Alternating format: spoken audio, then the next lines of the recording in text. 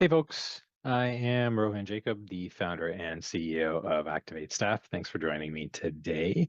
Today we're going to be talking about staffing platforms, and I know there's a lot of uncertainty or maybe confusion around what that actually means when people say staffing platform, and why does it actually matter, right? So we're going through, this rough patch in staffing right now.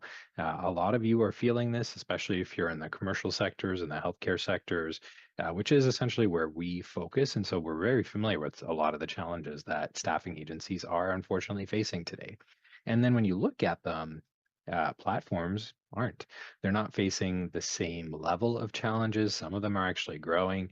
And, a lot of the things around economic instability, the way that workers want things to change with in terms of their pay, their flexibility, clients wanting more transparency, more visibility, more speed, lower costs. All of those things are being managed a little bit better by staffing platforms. And so essentially what we wanted to do today was have that conversation around what are staffing platforms? What are some of the reasons that when you look at, platforms like Job and Talent and Traba and Indeed Flex, they're actually growing while the rest of the industry is not and is losing revenue. And we essentially posture that in order to be successful in the future, staffing agencies are going to have to become a lot more tech enabled. And so, starting with what do we mean when we say platform and technology enabled? And it's really just changing the way that the work is being done. In a traditional staffing agency today, a lot of it is being done by the recruiters and the staffing agencies via a centralized model. And some of that needs to stay. But then when you look at, a lot of staffing agency owners that I've talked to in the past have said, we don't like the platform models because they only do 1099. And that's no longer true. You are competing with those 1099 platforms when you're hiring people. And so that's where the expectation of the experience has shifted because those workers are choosing between working for you and the models that you're doing and the experiences that you're providing versus the experiences that those platforms are providing.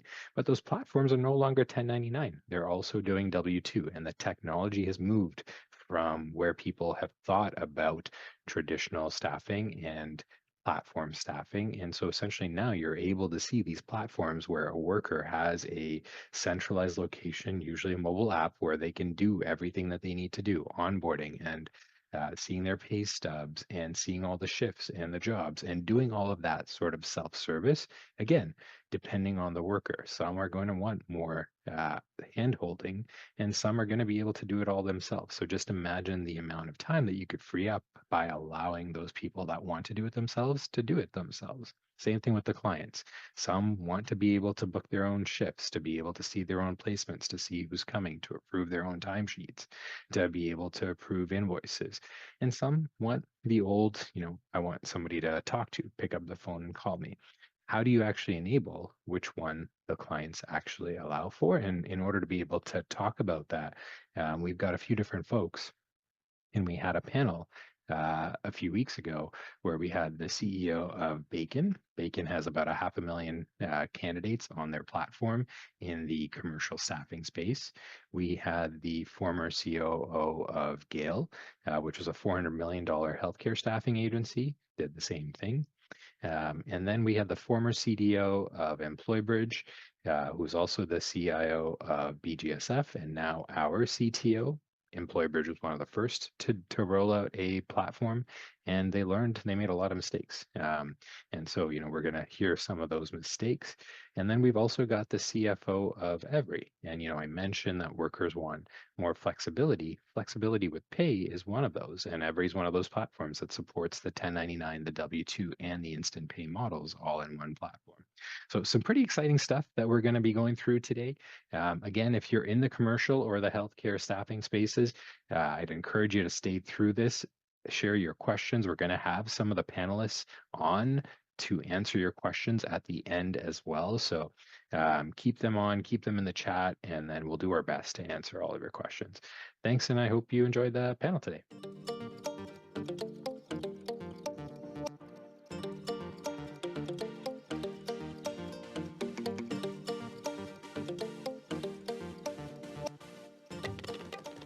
Thanks everyone for joining us today. My name is Rohan Jacob. I'm the founder and CEO of ActivateStaff. We're going to be talking about staffing platforms, really just trying to figure out, we've seen staffing sort of hit a rough patch over the last 12, 24 months. And we've also seen on the other side, folks that are doing pretty well, staffing platforms. And so what we're trying to do here is kind of look at why is that dynamic different, and what can traditional staffing agencies do to adapt, or can they do anything to adapt? So what that reminds me of is the difference between the staffing platforms and a traditional staffing ATS that we see a lot in the market today, and taking the technology and extending it to the workforce. When I came up in staffing, an ATS was built by recruiters, designed by recruiters for recruiters, and it really didn't extend out to the end customer. What we've done now with these platforms is we've extended the mobile app out to them, and then we've done some very interesting things, right? So you can get them to check in availability. Think about the time that takes for a traditional recruiter, either via phone or email or even blast text, even bringing that stuff back in. The data underlying a staffing platform, all of it is there. So there's no integration with a legacy ATS and one of the staffing platforms. And you can move things back and forth, like offer through the application 100 people the job or a shift, and then they immediately see that come up. They can pick that, they can share that, and they're in control, and there's no one else there. So it's just a lot better experience for the workers as they're interacting with their staffing agency. One of the most delightful experiences that we built in is when they get paid, and Everee does this like on a daily basis. But we learned that if you paid someone, you send them a push notification through the app, you could then ask them what your availability looked like next week and gain this valuable data and let them enter that data into your system and make your matching tools better. You can also ask them to rate your app at that time, and they're very happy because they just got paid, and they'll usually rate you better. So it's just like those delightful little experiences that you can do that without that, you're having to rely on an individual recruiter via messaging that you cannot control or maybe not capture that information. Shift comes up, I want that shift, and it's done. No one had to call, text, do anything. That's the future. That was in 2016. Now it's 2025. We're saying, well, the AI is going to text you and call you to say, hey, I see that there's a shift that fits you. You sure you don't want it? Oh, maybe I do. So helping both sides on the client experience and the clinician experience is where that platform model really gets the fire, because now you're just kind of being referee, making sure everyone's happy on both sides. But when you think about these platforms, it's almost just a new business model. Uber was the first that truly made this two-sided marketplace, and they've scaled, and now how do we Uberize all these different pieces? So at the time, in 2016, I was sitting at a table with a few friends, and we said, hey, why don't we figure out how to Uberize nurse staffing? And sure enough, we built Gale about 4 months later, and then we scaled it. And that's the cool thing about it. So we were able to hire 200 clinicians in Tampa, Florida, and then get them all working on the app, and the phone stopped ringing. Because before the app, it's Wolf of Wall Street. And so in this model, Gale scaled from one location in Tampa, Florida, to 80,000 clinicians onboarded in 80 metros, all doing on average 3 or 4 million in sales. Oh, well, that's a beautiful model. And that's what the platform allows. It allows that scalability to say, we can hire a pool of workers in a metro, get them on a technology to manage the schedule, which is the tedious part, especially in the on-demand space, and then having the resource to do a same-day pay. That's where the future is going to go, in that on-demand space. And I'm excited to partner with ActivateStaff to do that. Thanks for the plug, Hunter. You got a different opinion on where you think the market's going to go, and where the marketplaces have been and where they're going in the future. Sure. Yeah. I mean, I think the one thing that you're very familiar with is having to manage two basically customers. One is the clients you're trying to serve, those who need the staff, and then the staff you're trying to find. And so you're very familiar with that. One of the things that happens as you introduce a platform or technology is it takes the tediousness of that work and streamlines it. And it's only getting faster and faster, especially with things like AI tools and things like that. And so the scalability of a platform is exceptionally higher. To get to some of the numbers, I just have some numbers here. So 79% is Pew Research. 79% of Americans in the last 2 years utilized an online or app resource to find their job. Like, we are now way past a majority of people doing that. 34% say it was, of that group, say it was the most important part of their job search. And then I saw this interesting one. 94% of people with high school degrees or less are using their phone to find and book and onboard to their job, just their phone. So I think the days of saying, like, is this something I should do, are long gone. Now it's, what is the mix? How am I going to, collaborate, partner with? What tools do I need to be using? Maybe what partners do I want to use to address the market to get to this worker base? Because the mindset of the worker base has definitely shifted to more of a technological solution. You have a two-sided marketplace, and you have a demand equation on both sides. Like, which one is the hardest to solve in a platform? So if this is a new transition, where do you spend most of your time focusing on in platform sales? I'm just curious, because I actually don't know. For me, I think it's always, you start with the clinicians, because this is still staffing. We're in the people business. If you have the people, the clients typically come. So getting the clinician side or the worker side solved, because even still, it's our internal scheduling tool. I can't manage 500,000 people just by calls and texts. Yes. So let me be able to manage my chaos internally, because if you're my worker, you're going to use my tech. Like, you've got to use my system. This is how you get paid. This is how you do everything. I want to make it seamless for you, but interact this way. And sorry, Rohan. No. Yeah. I'm always asking questions, but for me, it's like always wondering, because now you have workers that are taking shifts. Like, I think the average worker that's in this environment is working for 3 different platforms. Sure. Okay, so now how do you create the demand side to where you're like, okay, I'm more interesting than this shiny object over here? Is it dollar related? Is it experience related? How do you differentiate in that side?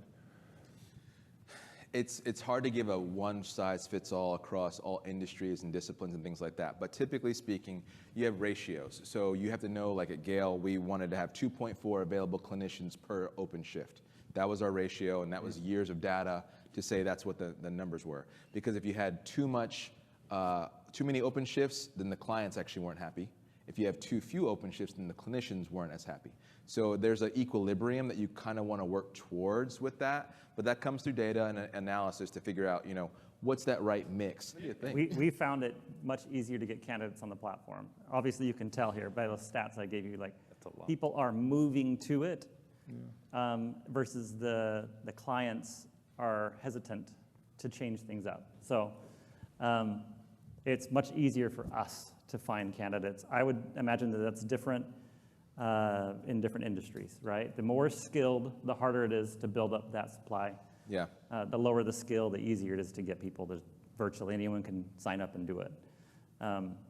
There are little growth hacks and things that you do to do that.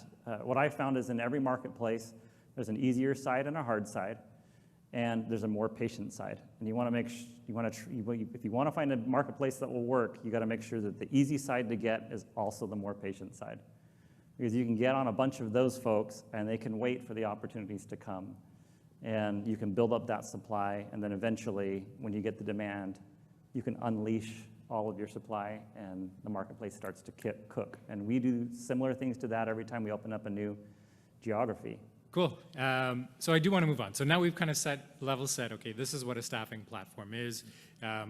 Most of the folks that are in that world talk about it as a marketplace. What you're hearing here is a managed marketplace, and that's kind of the model where you've got the mix of a traditional staffing agency as well as that pure play platform that folks think of as Uber, where it's essentially fully disintermediated. There isn't somebody in the middle. There isn't a dispatch. It's basically fully taken care of. But here what you're hearing is the mix of both. So I want to switch now to why did people go down this path? And before they did that, well, actually, let's start with why did they go down this path? And I actually want to pick on the CFO. and maybe we did. Just thinking about, and maybe Chris, you can jump in on this too. The traditional models, after you've heard these two talk about the staffing platforms, and now you've got the CFO hat on, and you're looking at a traditional staffing agency, what would you kind of say to them as like, hey, I'm your advisor. Why should you go down this path of becoming a marketplace? Yeah, for me, it's more like it's all about efficiency. And so for me, I actually think because the supply side is actually migrating very quickly to smartphones and have already migrated, you don't have a choice because the average age of a platform worker is in their 20s or less. And so as a result, if that's where your supply is coming from to fulfill jobs, and that's where they expect to go to pick up the work, if you aren't doing this already, you're probably lost, or you're probably seeing your revenue decline because you can't find as much talent to solve it. And so from just a mere financial side, I would say that is the reason to go to a platform-based, is because you just have to find talent. The supply side of the equation is looking for things a very specific way, and it's optionality. So it isn't that specific, but it's very specific and unique to them. And we have to meet people where they're at, which is why we came in and said, well, guess what? Well, what if you could pay somebody how they want? Like, would this be a differentiator for platforms? And what we've learned is it has been an enabler for people to be able to pay differently. But I would say it's a must-have requirement. And when Rohan asked the question, we actually price a product that is based upon unit economics too. So again, in terms of platforms, the old school kind of payroll versions of platforms that are out there, that they charge you per employee or per month, right? So it's, okay, it costs you $20 or $30 or $50, whatever it is. We said, well, what if we could actually just change that and, again, disintermediate and say, well, what if we just charged you per shift and per payment? So it's an action-based pricing model instead of well, we don't know what the utilization is going to be. And to me, it's all about fairness to meet the employee where they're at, but also about fairness to the company to say, hey, guess what? What if we actually just met you where you're at, because we know margins are tight. We know they're getting tighter and tighter and tighter. And this is where Hunter is mentioning that the platforms are there to help expand margin when you're getting margin contraction. And so from a CFO lens, those are the things I would consider on a must requirement of finding a new age way to do something that has been done the same way previously. But the accelerant is already there. You just have to adopt. That's great. I want to give just maybe a little bit of, I don't know, maybe someone's in the crowd thinking like, okay, I'm not looking at this tech, I haven't been looking at this tech early enough and I'm falling behind. I will say this, even with all of the tech side, this is still the people business, as you said, Aaron. And the things that you've learned, the values that you learned as a traditional staffing, of making sure that those relationships are strong, in the end, they do matter. So as you integrate with a partner, you're going to want to find a partner that can help you bring some of that character and some of that personality of the way you've been doing things into the way you apply the technology. As an example, our platform, it's basically a credit score for each worker. And what it does is it looks at the attendance and it looks at the professionalism that someone has on a shift. So in the end, we're not just I got 500,000 workers and throwing bodies at this. That's not what we're trying to do. We're still trying to get the quality and make sure that we are meeting the demands that the client wants, but in much more empirical ways, right? The platform can tell us. Not only that, but it can also help us predict. So all of that tension you once felt, and you're like, I'm going to send this new worker to this, and we'll just see how it works out. That gets alleviated when you have large sample size of what certain type of workers look like, and you can turn that into a more confident recommendation. Sounds like a good segue to a CIO's perspective. I'm going to go back to the why. Why do you move from a traditional ATS to a staffing platform? And we've talked a lot about this, and I agree, it is about efficiency, because that's what you look at from a recruiter's standpoint. How can I reduce the level of effort it takes to do this, to make these placements, to recruit, to onboard, to gain availability, to collect the time, to disperse the payments? And then what do I do with that? And that is the disruption factor. And the model is quite simple. You reduce the cost of delivery, you reduce or eliminate the sales function, and then you take that reduction in your cost and you either move it over to help your recruiting. You can offer a higher wage and fill job orders faster for the client, which is what they want, so you want to get in there. Or you reduce the cost on the side, or maybe a little bit of both. And that's the disrupting model that we thought about that 10 years ago. Now, it's taken a while. So the interesting conversation is, well, why doesn't everybody just do that? And my experience working inside a traditional staffing company is they won't cannibalize their traditional business with these new technologies. They kind of want to have it hanging out there. And that's what I would say. Watch out for guys like these, because they're not coming from a traditional staffing company, they're coming from a technology company. And so we're going to fail fast, we're going to learn, we're going to come back at you. And so it's taken a little bit longer than what we thought 10 years ago, but they're getting better and better and better. Yeah, I kind of chuckled at the idea of having a recruiter platform. I was like, that didn't even pass into my brain when I was creating this company. I said, why do we need a recruiter? Just put it in the app that's already in the guy's hands, show them all the opportunities and let them opt in or opt out. You know what's even better than a recruiter is someone that wants to be there. And they've chosen based off the job requirements that I want to go and make money at that place. And then it's up to the company to show off what they can do to keep that person or keep them interested.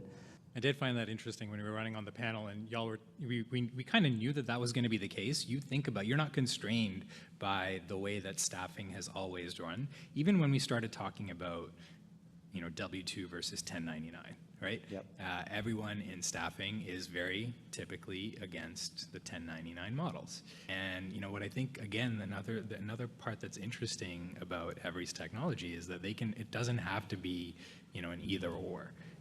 And Hunter's platform, actually, let's start with Gale, because Gale was very strictly W2. Yeah. So I think that's where, and I'm saying my thinking's evolved because there might be different use cases that 1099 makes sense. An Uber driver, in my opinion, is 1099. You're just driving your own car, you're running around, you make your own hours. No one's supervising you. I'm a boss. That's 1099 in my opinion. But my certified nurse assistant that's going under the direction of a DON in a facility for an 8-hour shift, that should be a W-2 worker. So I think there's, looking at the different rules and seeing where it makes sense. And what I was saying is, you know what? If I want to make that CNA a website and she's going to do another test and get a workers' comp thing and I get the client to sign all these waivers, I don't know. Maybe there's something there you can figure out to say, okay, fine.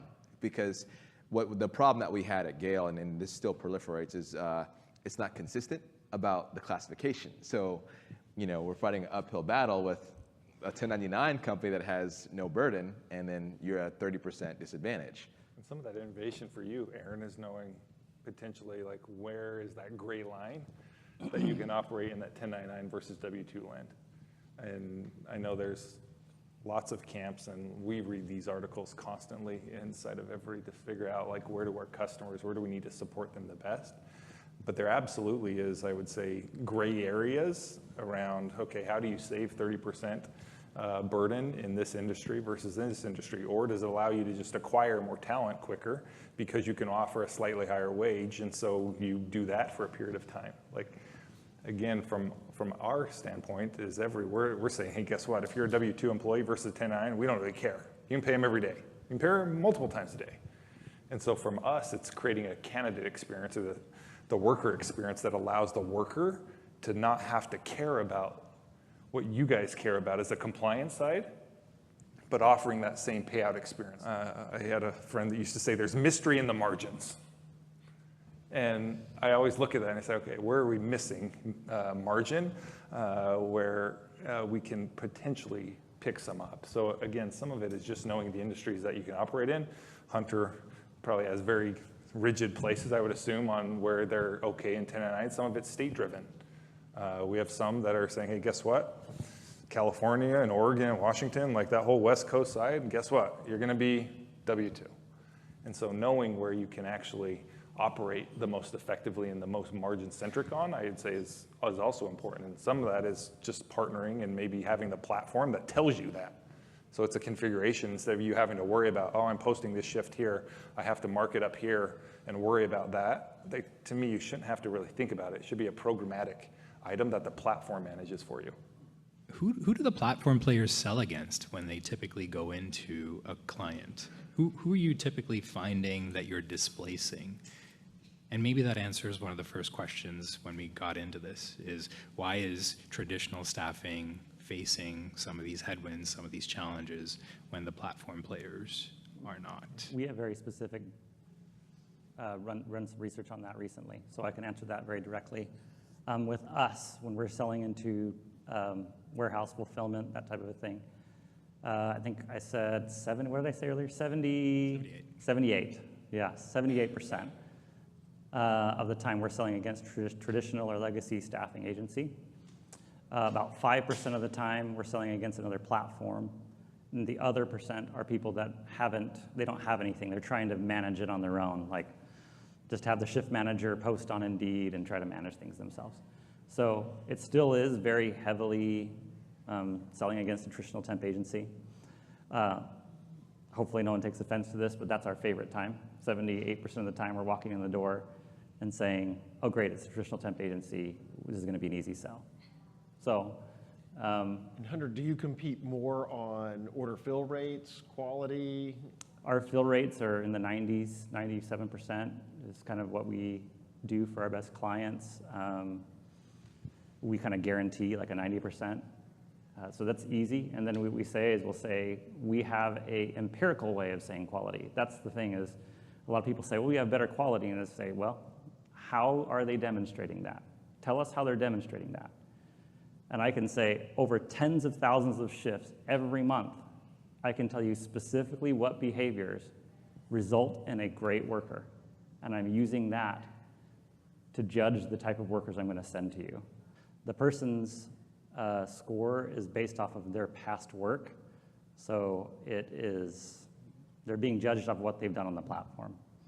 So if they want to have a positive score, we're not looking at anything except for what have they done in the past. And how do we get the best ones? We let the client pick then, based off of those scores, who they want to have. And so in my opinion, a score is no different than looking at a resume, except that it's more data-driven. And anyone can put whatever they want on a resume, but this is based off of what other supervisors have seen that person do on the shift. Did they show up on time? Yes. Did they work for the full duration of the shift? Yes. They didn't leave halfway through, those types of things. And all of those are what I would say the fundamental requirements of taking that job, and therefore you can sort of select based on those things. I'll even echo too, like when you're having just a human person do it, someone's making this decision. Right. Someone's picking.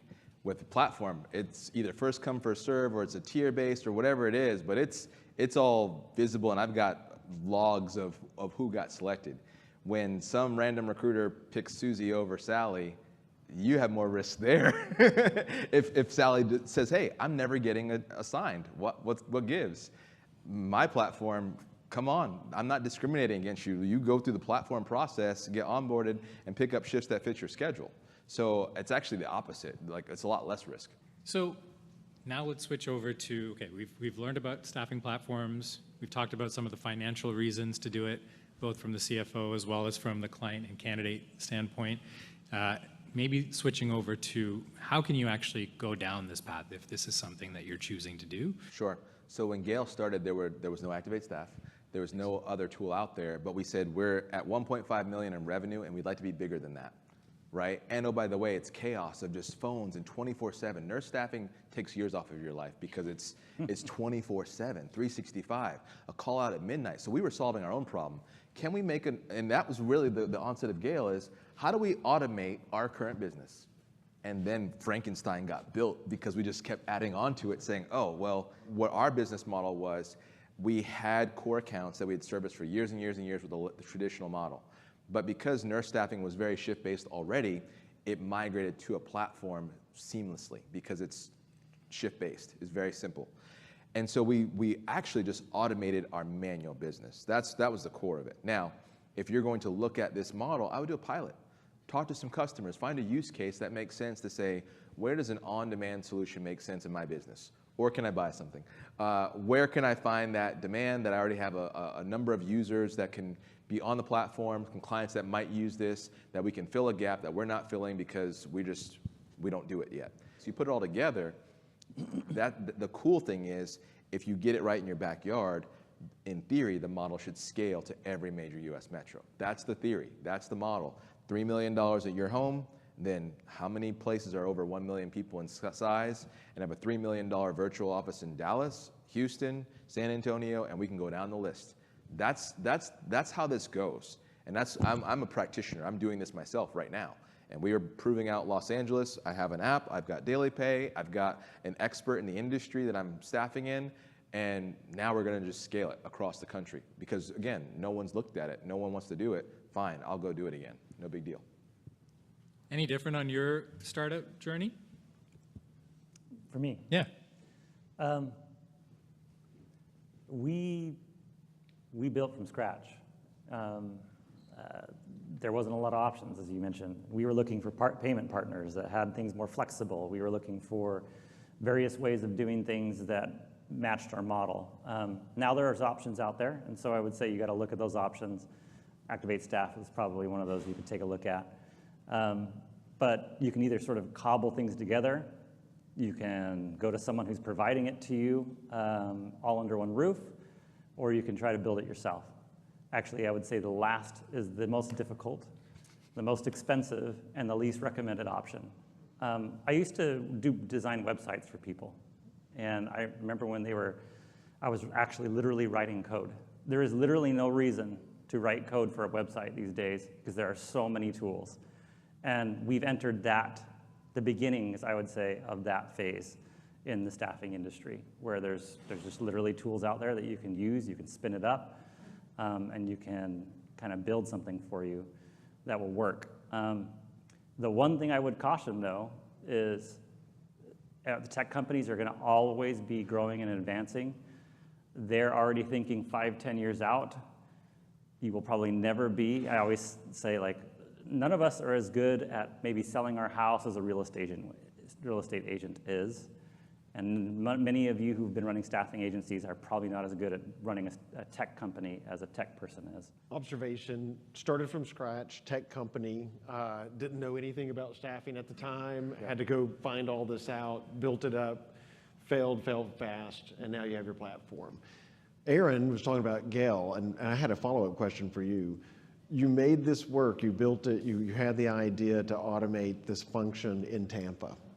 How did you get Atlanta, Chicago to adopt that? What was your change management strategy there? Because that's where I see a lot of traditional staffing companies have difficulty. I mentioned it before, but what was that journey of proving that out to go, hey, that's just those Tampa guys, you know, they're Sure. just them and their apps. We don't need that. We were fortunate because we actually had the first mover advantage.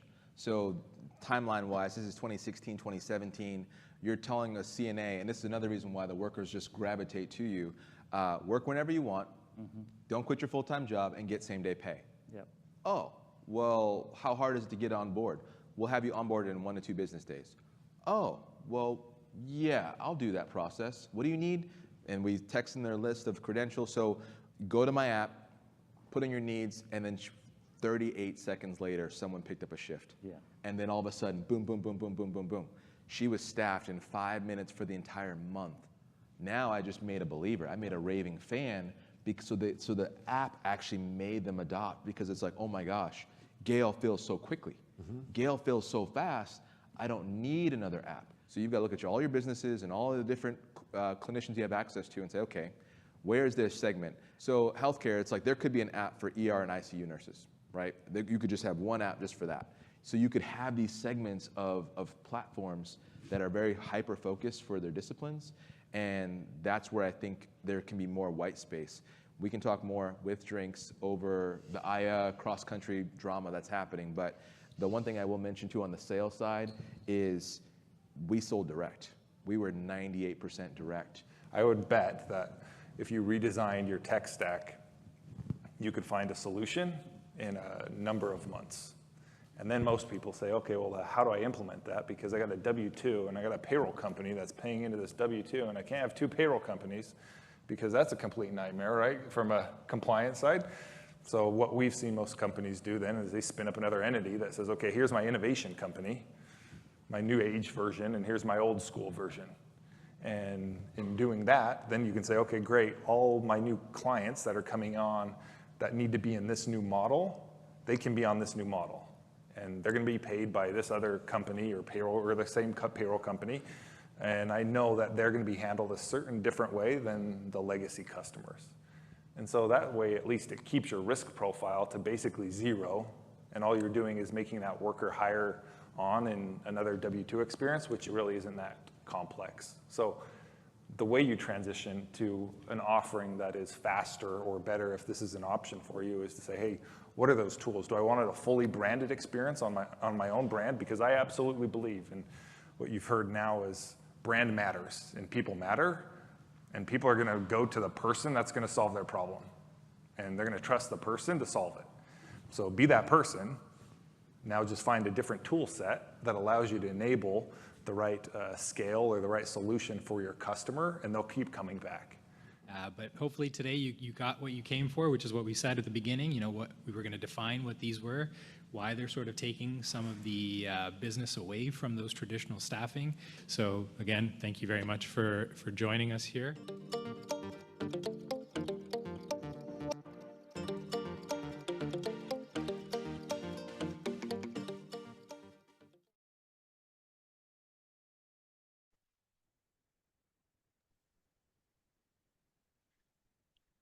Hello, hello.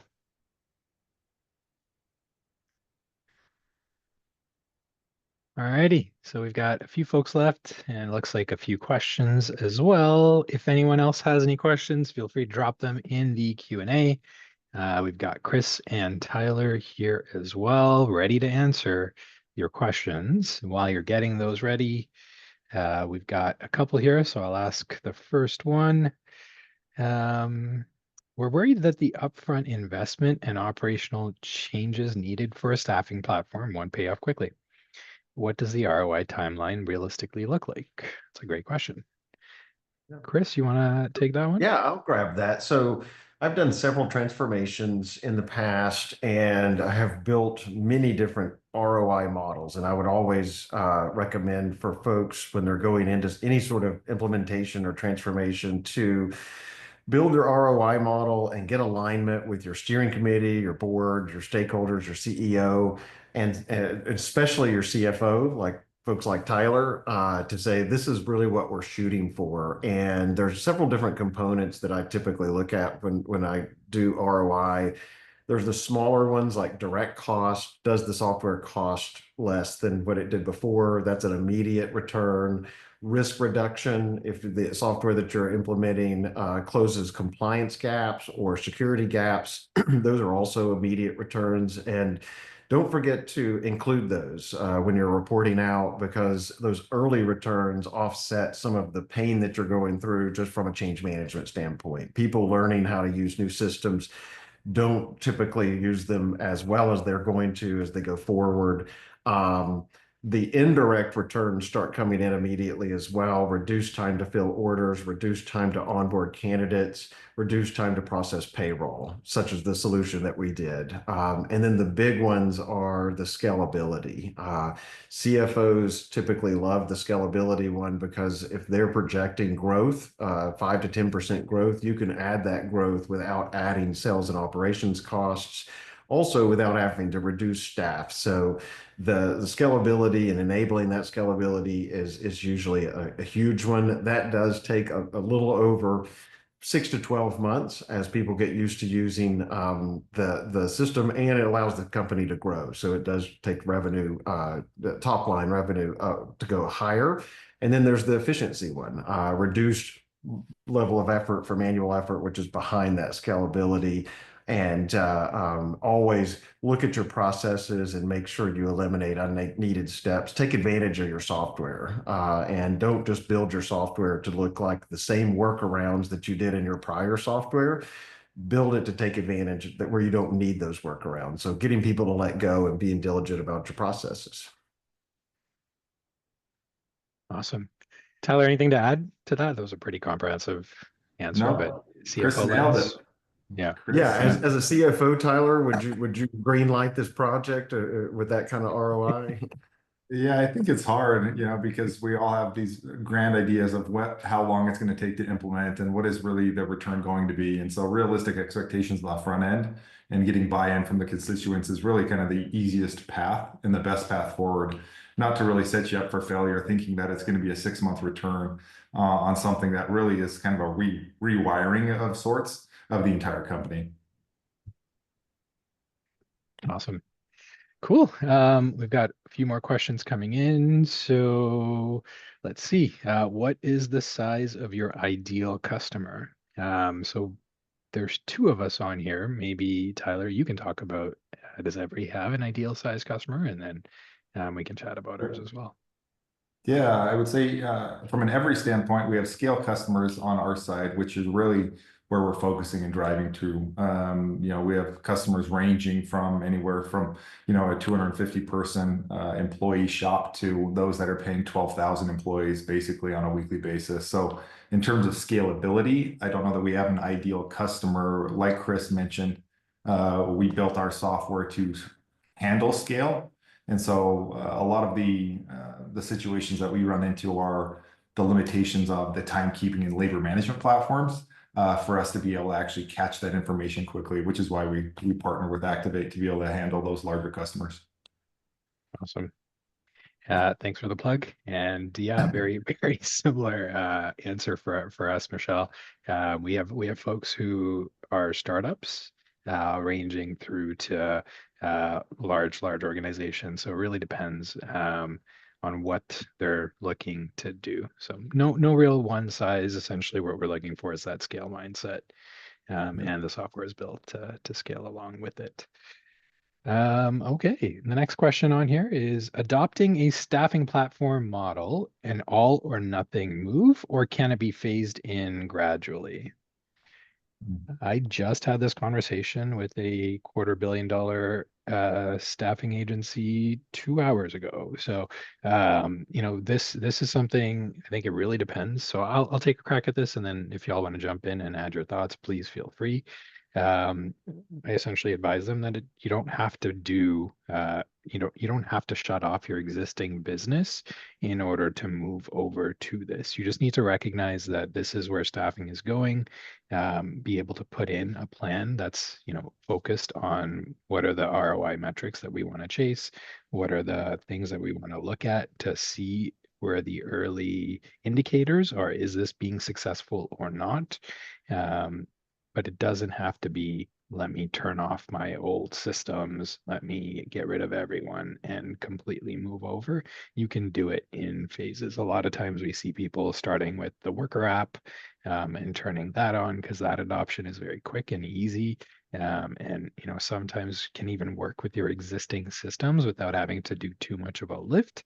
Again, depends on what your existing systems are. And then, slowly moving over onto how do we get our clients to use this? How do we show them what to do with it and everything else? So we generally never recommend that they just completely, unless it's a startup, completely go all in on this and ignore the rest of their business. I'll add something there, Rohan. A lot of times we're seeing parallel paths worked to where, a staffing company wants to operate with a certain new customer set on a specific new platform. And so there's really a beta testing module allows that you say, hey, guess what? These 2 customers or clients are going to be on this new system, a new workflow. And so you really aren't deprecating an old software system. You're really just saying, hey, let's make sure we can initiate, refine this new process. And in the staffing world, that does mean that you have to set up a different EIN if you're paying payroll. And so what we're seeing in these transition scenarios, certainly with larger organizations, is a new EIN is set up, the new tech stack is built, and the staff really are migrated over to the new platform as time goes on, rather than just a quick rip and replace, which doesn't end well for anybody. And so we certainly don't recommend it that way. Yeah, and as a project manager, I will always think ripping the Band-Aid is better because it gets you in and out of the project faster. It also gets your ROI a bit faster. But I do agree, specifically, Tyler, is if you have a division or you have a customer that you can implement the end-to-end solution for, that is a subsegment of the business, to work out your processes, to create early successes, and then that helps with your change management when you expand it over to the remainder of the business. It also gives you a quicker win because you're typically not having to deal with as much data migration or change management and training, because that's your super user group. So my preference would be to find your tech forward division or a smaller one, and put in the end to end and get a good look at it, and then expand it after you've developed some quick wins. Awesome. Thanks, guys. One of the other questions we've got here, maybe I'll leave the how do we decide what to look for the last one here. How do you efficiently manage payroll when paying both W-2 employees and 1099 contractors through the same staffing platform? Tyler, I think this one's for you. Yeah, no, I appreciate it. On this one, I would say it's the experience from the worker side really needs to be the same. And so first and foremost, we think of it from what is that staff member who's taking a shift? What do they want to experience? And so for us, we built the entire workflows around trying to help that experience be the same so that they want to come back and take a shift again.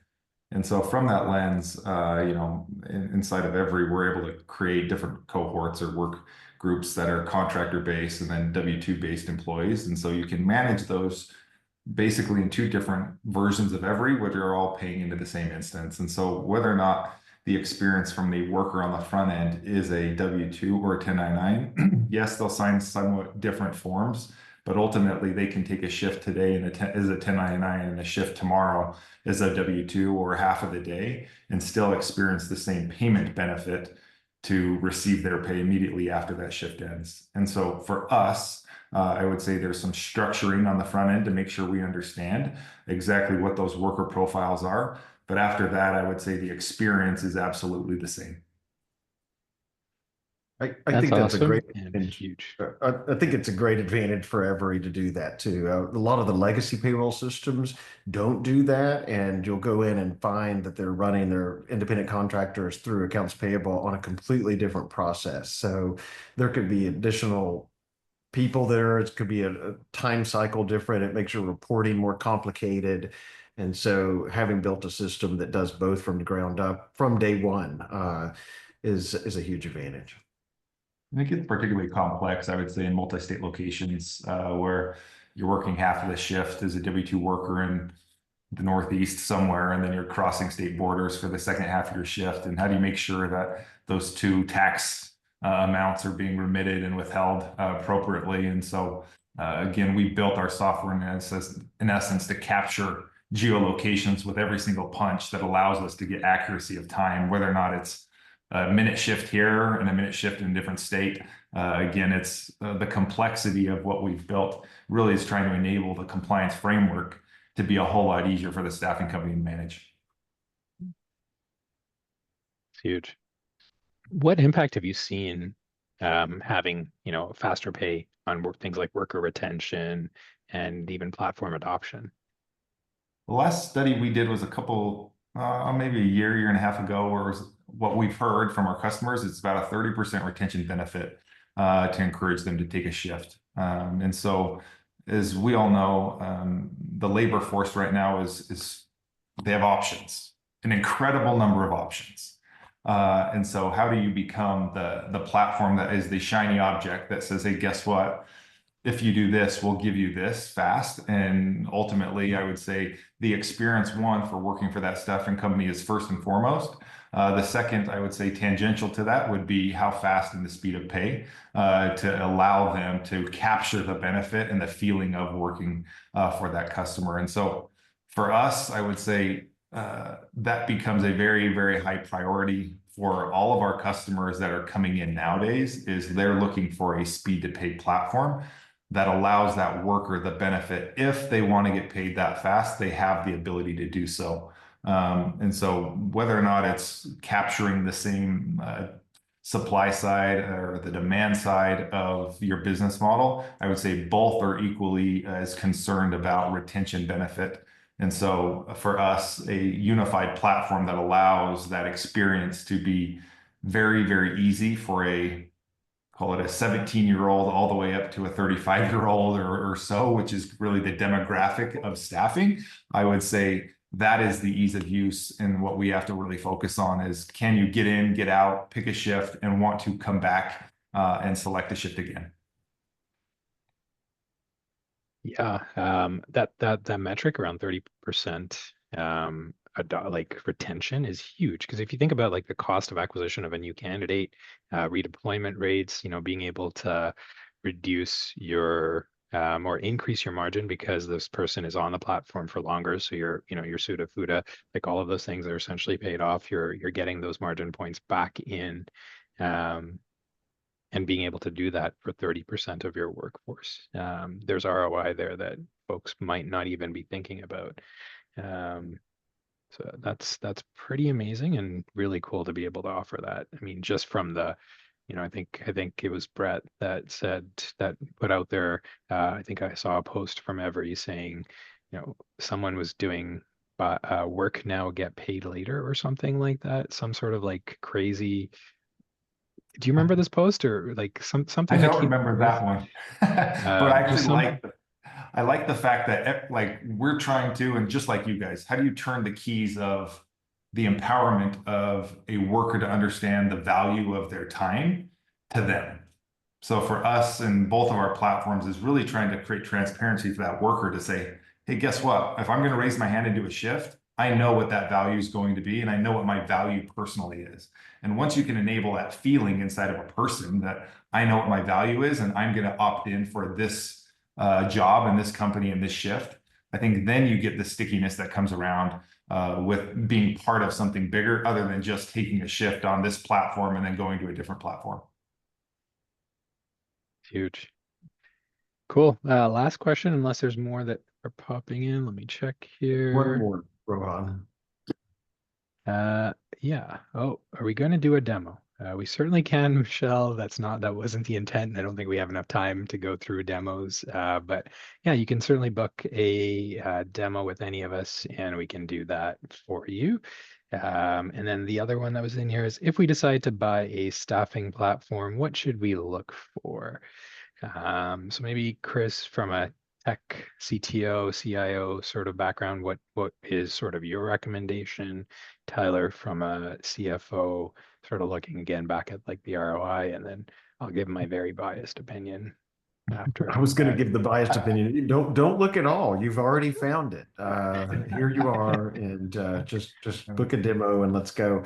But generally, the staffing as a platform does have the traits like we've been talking about. It treats W-2 employees and independent contractors the same. They're being onboarded from the same system. They're being paid through the same system. Their time cards are collected and approved in the same way. And it is built from that.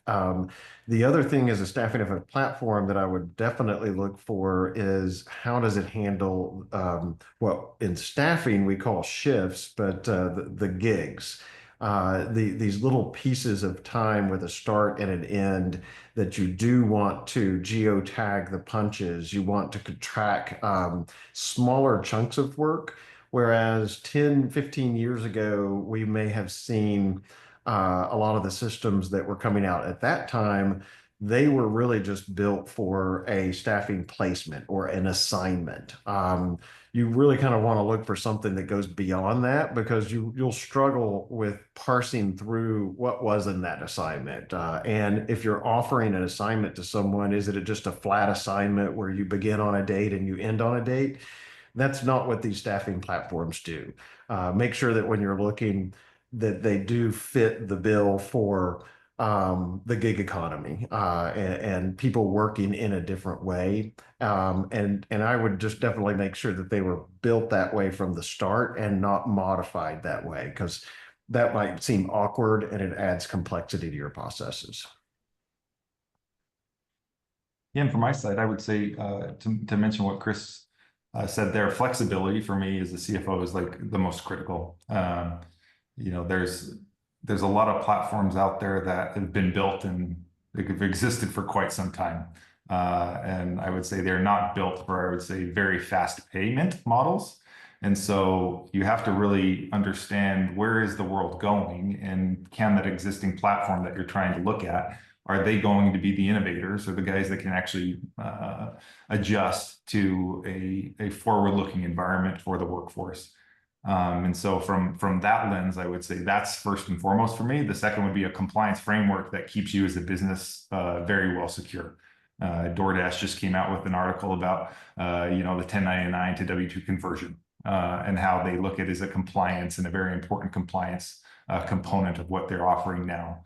And so we would encourage, and certainly as a CFO, I would purchase and make a purchase decision that says, okay, do they have my best interest in mind? Does the software work and operate in a way that I can configure it so that my risk reduction is as low as humanly possible? And some of that is going to be on us as the software company and vendor. Others are going to be configurations on your side that you're coached to use a certain way so that you can maintain compliance that way. And then thirdly, obviously, is going to be ROI and ease of use. And from that lens, it's a difficult combination to find all three in the same platform. But certainly, I would say you want to find the right partners. You know, I'm a firm believer, and you want to work with people that are like-minded and you can trust, and you know where they're growing and going to. And so if you don't have that relationship with your current partner, I would say it's probably worth something to pick your head up and look and say, okay, are they going to be with me for the long haul? Okay, maybe I won't have too much to add because y'all nailed it. So yeah, really good, really good answers. Yeah, I think, you know, being able to find someone that you know that you're actually going to like working with is something that a lot of people don't really think about in the buying process. A lot of times we see people coming with checklists of, can you do all of these things? And that's important, like to have a good understanding of what you're trying to accomplish. But like Chris said, you know, architecturally, is the system only built to deal with long-term placements? The analogy we've started to find works for people is thinking about really big, you know, if I take a model, I can't really necessarily break that built out model into its constituent Lego pieces. And so if you think of a placement as this like long model, but I can take small Lego pieces, which are shifts, and turn them into a longer placement. And so we can use that framework to think about, you know, how does the small placements build together into, and it's really difficult to do that if you've architected your entire system around these like longer term placements to then go back and try and do it the other way. Whereas Everee and us have kind of started the other way, and we've worked together to enable that gig economy. Well, cool. I know we are 2 minutes away from time, so we'll wrap maybe a couple minutes early. Thank you everyone for joining, and for, if you've made it this far, staying through. Again, the recording will be made available to folks, and if you've got other questions or if you want to book a demo, we will definitely reach out and try and facilitate as many or all of them as possible. Have a good rest of your day. Thank you, guys.